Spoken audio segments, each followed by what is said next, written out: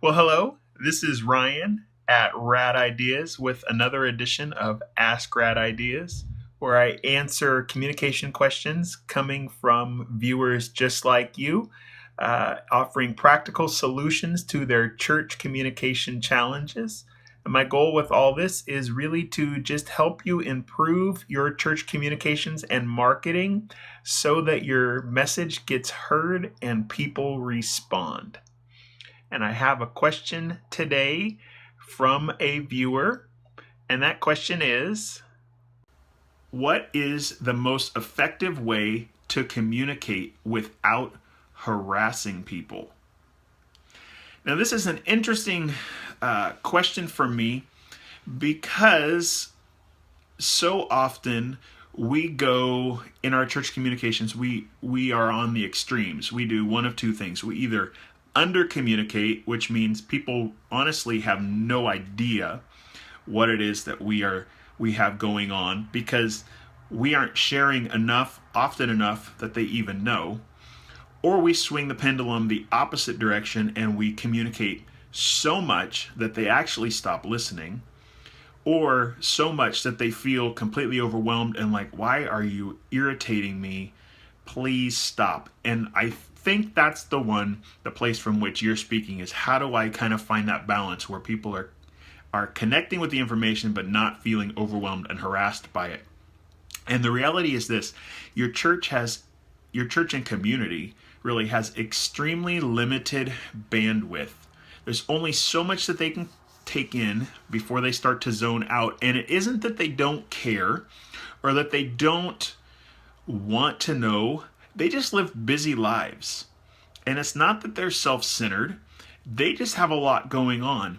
So the best way to communicate so that it doesn't feel like harassment is, don't make it about your church.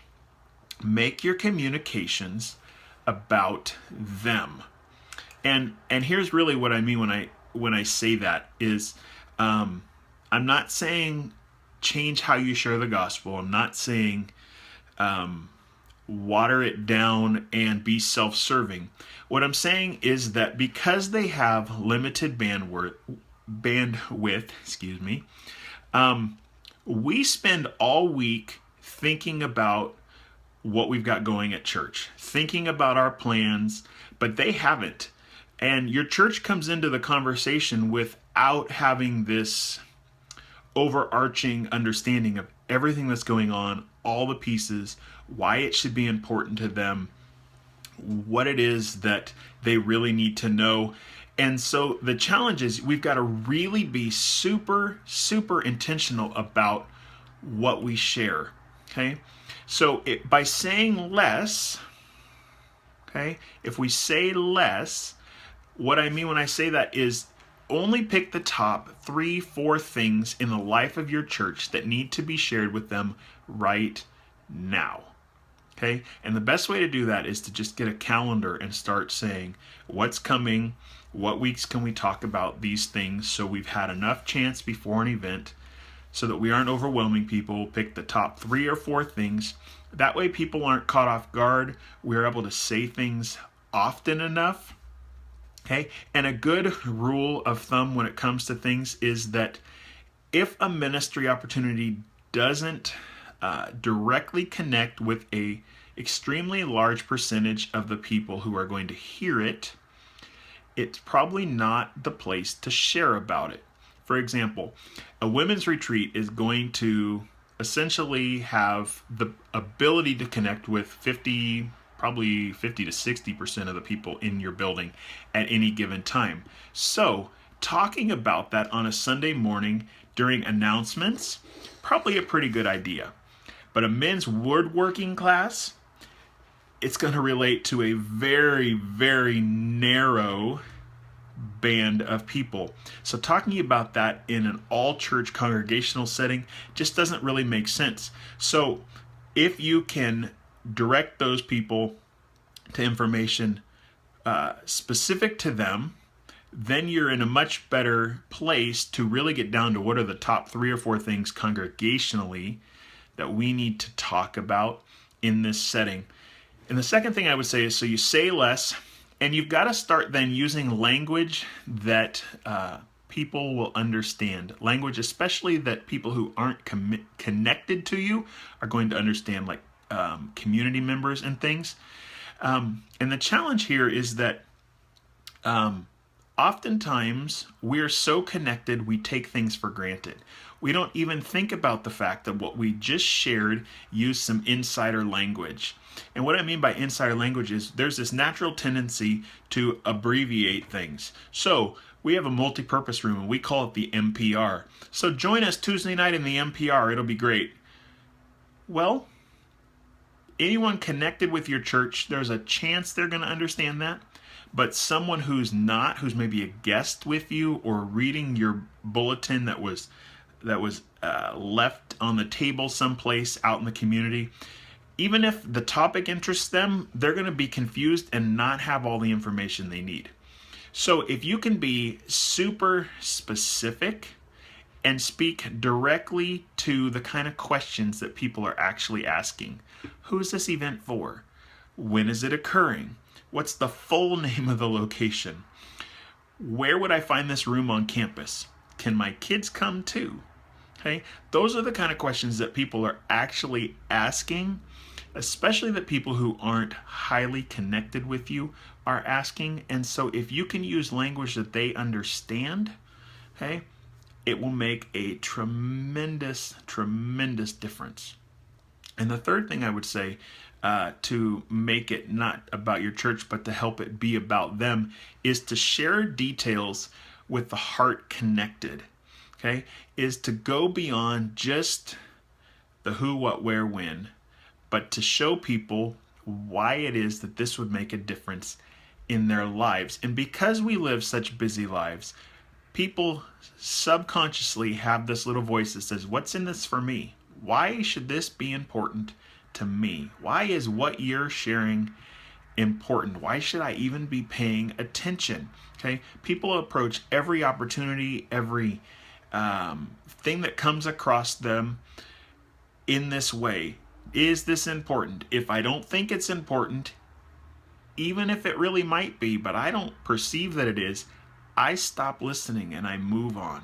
So if you highlight for people the importance and the benefit that attending would make, that participating would make, and you can go beyond the details, I often encourage people to present information about your ministry, tell stories that of people who've been a part in the past, talk about the wins that have happened in this ministry. This person was part of this, they struggled with this issue.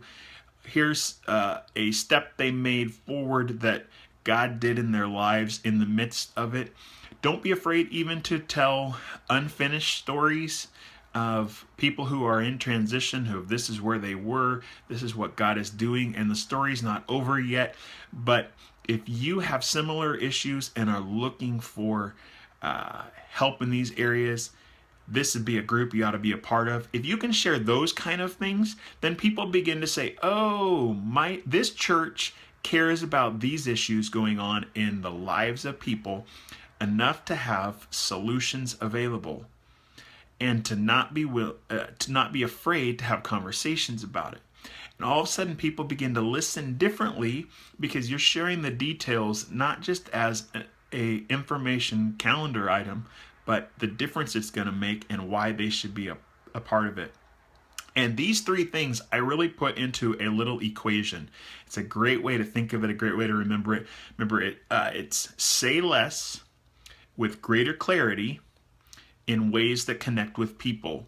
Okay? Say less with greater clarity in ways that connect with people. And that is the best way to help people feel like they're not being harassed, like the information you're sharing is not overwhelming.